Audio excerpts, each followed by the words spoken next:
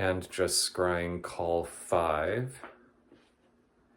The angels are just having me relax, and once again they're showing me it's like this square is being folded down to cover a cube. Excuse me, folded down to cover a sphere, I should say. So a square is being folded down to cover a sphere, kind of like the Sherwin-Williams logo, except instead of paint, it's sort of more like just a square. And so this is something that is consistent imagery from yesterday to today. And it is a little bit like water. My foot is on the water tablet right now. And the angels are showing me dots in a spiral formation, sort of like a tornado. And the dots are sort of just covering all over the earth once again. And this is a repetition of some previous imagery that I've seen. And the angels are showing me now the dots appearing in a tube. Once again, the tube is sort of rolled up, kind of like a square, but the two ends are made to meet each other. That is rotating into a sphere once again. So they want me to emphasize the movement from square to tube to sphere. This is something pretty consistent they've shown with imagery, but they wanted to emphasize that again.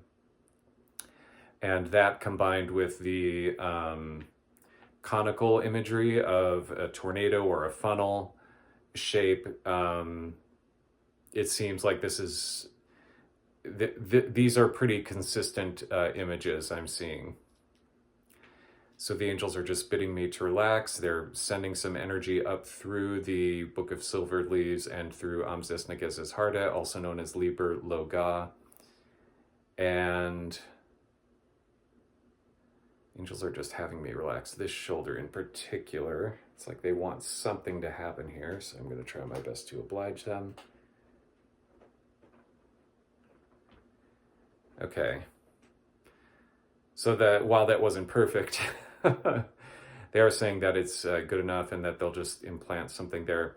They are working with a spiritual consort. They're sort of embedding something right there in the back area where I was, just sort of an easier access point for her. And the angels are showing me now within a tube of their own or a cylinder, and this cylinder is reaching way up, and now it is sort of like if you've seen a paraboloid, where, or maybe a hyperboloid is probably a better term, where the hyperbola sort of comes and is sort of close to the origin point, but not quite, and then and then the same thing on the other side. If you were to rotate that about the axis, then you would get something that kind of looks like a funnel, except it sort of narrows at the middle and then flares out again. So that's sort of what I'm seeing, but it's sort of more parabolic. So if you were to have something where the squared function would, let's say, be to like the letter I or something like that, or a fourth power, I think it is, then you would see two parallel. At any rate, it's the hyperboloid is not correct. It's a paraboloid is what they're telling me. So anyway, if you were to take basically an hourglass, is the easier way to say it, shape. I'm trying to be very precise for posterity's sake and in case mathematicians ever happen on this and are curious. But, sorry, just checking that my hand is in the correct leaf. So they're showing me this, and they're sort of showing me as a cylinder within this larger figure.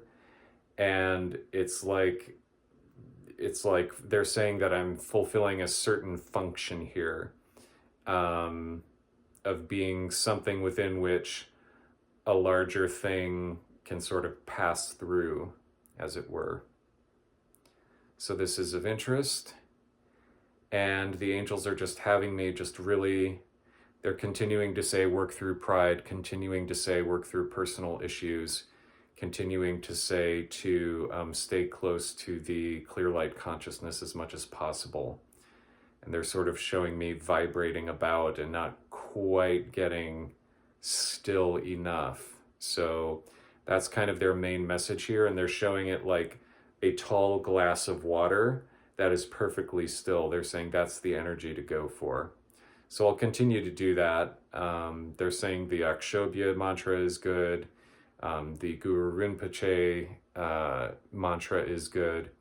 And they're telling me not to worry about a certain problem that has arisen, that it will resolve itself. And they're asking me to not go into further detail, but so anyway, the angels are showing like waves on a shore. And they're just sort of emphasizing the back and forth, simple harmonic motion of that.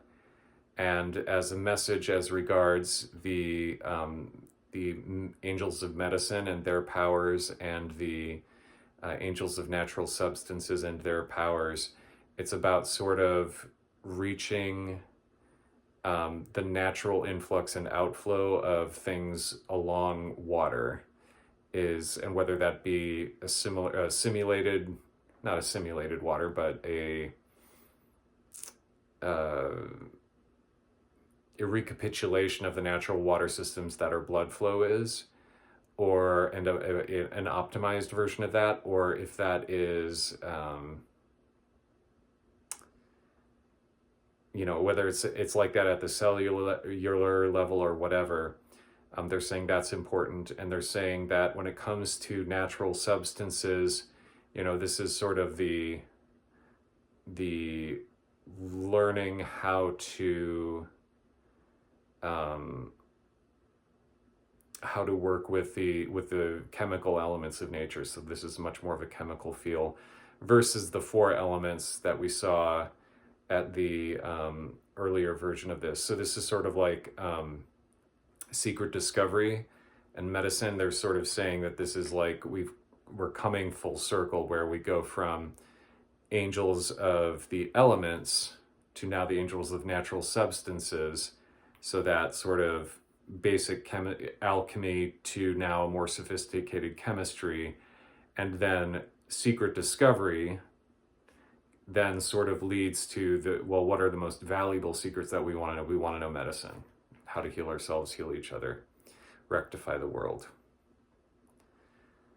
Okay, and along that line, there's also angels of transportation, transformation, and then there's also angels of golden precious stones, as well as, I'm blanking on the other one. It'll come to me in a minute. But at any rate, they're saying that there's a reason for the groupings, and that they all sort of form a circle around each other and give us new ideas about ways to work with them.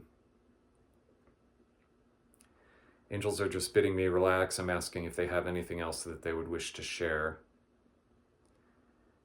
And they're just really crying out for patience right now, and for leaders to not get in over their heads.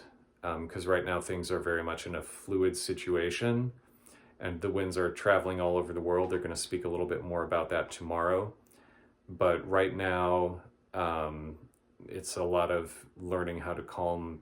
People need to learn how to calm their emotions, and to not get overly focused.